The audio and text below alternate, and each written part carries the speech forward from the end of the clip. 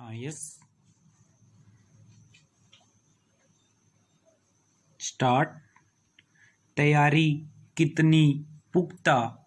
आने वाले सालों में 70% जर्मन आबादी कोरोना वायरस की चपेट में आ सकती है। जर्मनी ने तो यह आकलन कर लिया है, पर क्या हमने ऐसा किया है? कोरोना वायरस के बढ़ते रोगियों से चिंतित केंद्र सरकार ने बुधवार को दुनिया से भारत का संपर्क काट लेने कुछ अपवादों के अलावा का निर्णय लिया। कहा जा सकता है कि यह देर से लिया गया उचित निर्णय है। केंद्र सरकार ने सभी देशों से आवाजाही रोकते हुए लगभग हर प्रकार के वीज़ा को 1 महीने के लिए स्थगित कर दिया है। विश्व स्वास्थ्य संगठन द्वारा कोरोना वायरस को खतरनाक महामारी घोषित करने के बाद केंद्र ने यह कदम उठाया, जबकि अमेरिका सहित कई देश पहले ही इस तरह के निर्णय ले चुके हैं। यह एक ऐसी महामारी है जो दुनिया के अधिकांश देशों में फैल चुकी है। भारत में अब तक इसके 73 रोगी सामने आ चुके हैं, जिनमें विदेशी नागरिकों की संख्या 17 है।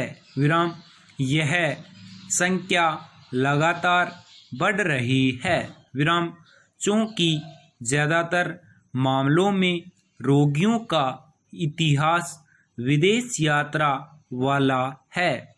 इसलिए माना जा सकता है कि यदि समय रहते विदेशों से आवाजाही पर रोक लगा दी गई होती तो देश में इतने मामले सामने नहीं आते।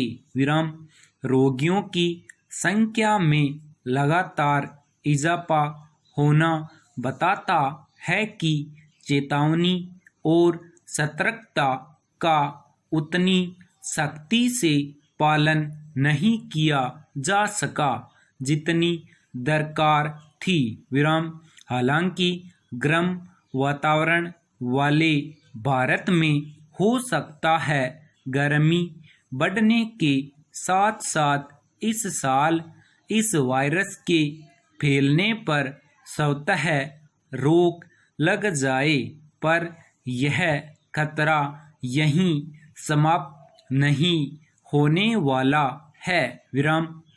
अनुकूल मौसम आने पर हो सकता है कोरोना वायरस अगले साल या आने वाले सालों में फिर तबाही मचाए। जर्मनी की चांसलर अंगेला मेर्केल ने वहां की संसद में यह बयान देकर लोगों को संसद में डाल दिया है कि आने वाले सालों में 70% जर्मन आबादी इस वायरस की चपेट में आ सकती है। क्या हमने ऐसा कोई आकलन किया है? क्या हम वाकई इसके लिए तैयारी कर रहे हैं?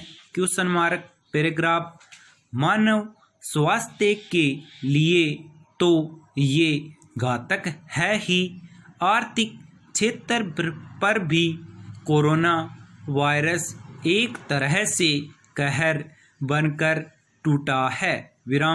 पहले यह समझा जा रहा था कि चीन से होने वाले कारोबार पर ही इसका असर होगा, पर अब यह साफ हो चुका है कि